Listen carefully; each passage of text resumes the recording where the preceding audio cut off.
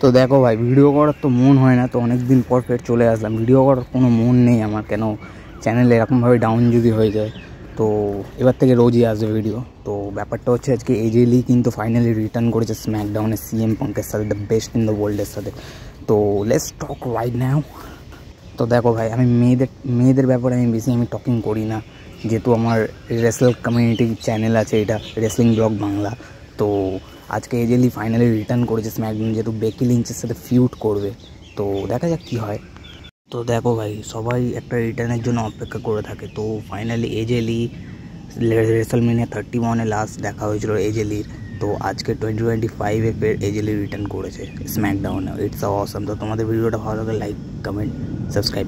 Wait, video এখনও শেষ হচ্ছে না, ইস নট চ্যাপ্টার ক্লোজ। তো ব্যাপারটা হচ্ছে এজে লি যেহেতু ফাইনালি আজকে রিটার্ন করেছে সিএম পাঙ্কের সাথে, তো একটা হিউজ একটা হাগ করেছে সিএম পাঙ্ককে সবার সামনে। আর it's awesome man, AJ Lee oh, it's a crazy athlete. তো তোমাদের ভিডিওটা ভালো লাগে like, comment, subscribe. Bye bye. এবার সত্যিকারের